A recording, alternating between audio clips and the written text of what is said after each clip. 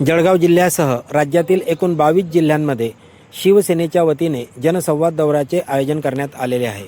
मुक्ताईनगर येथे देखील जळगाव जिल्ह्यातील भुसावळ विभागाचा जनसंवाद दौरा आयोजित करण्यात आलेला होता। आमदार चंद्रकांत पाटील यांनी या दौऱ्याचे आयोजन मुक्ताईनगर येथे केलेले होते।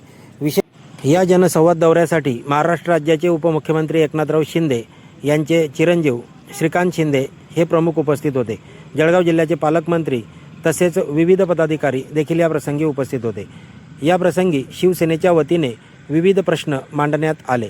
जळगाव जनसंवाद दौऱ्यासाठी भुसावळ, मुक्ताईनगर, जामनेर, रावेर, यावल यासारख्या व बोदवड यासारख्या तालुक्यांचा समावेश या जनसंवाद दौऱ्यामध्ये होता।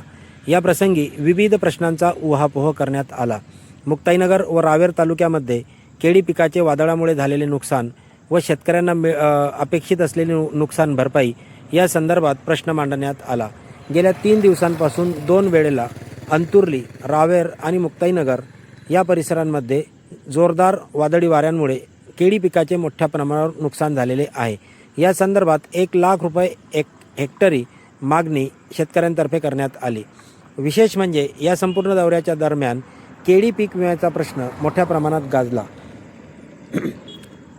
केळी पीक विम्याच्या संदर्भात बैठकीतूनच पालकमंत्री गुलाबराव पाटील यांनी जिल्हाधिकारी डॉक्टर रोहन घुगे यांच्याशी चर्चा केली। त्याचबरोबर आमदार चंद्रकांत पाटील यांनी देखील भ्रमणध्वनीवरून लाईव्ह कार्यक्रमामध्ये जिल्हाधिकारी रोहन घुगे तसेच केळी पीक विम्याच्या अधिकाऱ्यांशी चर्चा करत हा प्रश्न तत्काळ सोडवण्याचा मागणी त्यांनी केली। सदर केळी पीक विम्याचा प्रश्न शेतकऱ्यांच्या जिव्हाळ्याचा प्रश्न असल्याने यावर लवकरात लवकर लक्ष देण्याची मागणीसुद्धा बैठकीत करण्यात आली।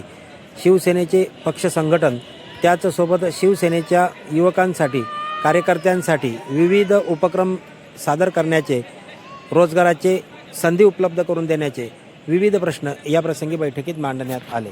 श्रीकांत शिंदे यांनी देखील विविध प्रश्नांचे उत्तर लाईव्ह बैठकीत देत असताना शिवसैनिकांना संयम पाळण्याचे, त्याचबरोबर आपल्या पक्षाच्या वाढीसाठी आणि विस्तारीसाठी प्रयत्न करण्याचे आवाहन केले। बघा हा संपूर्ण व्हिडिओ।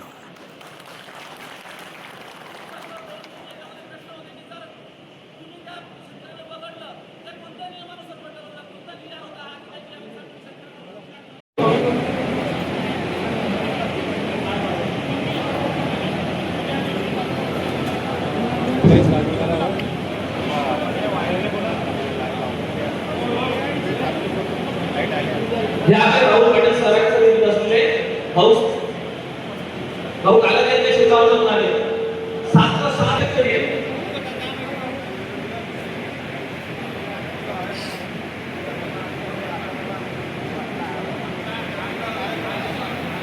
सर 3,04,177 हे मतदार आहेत।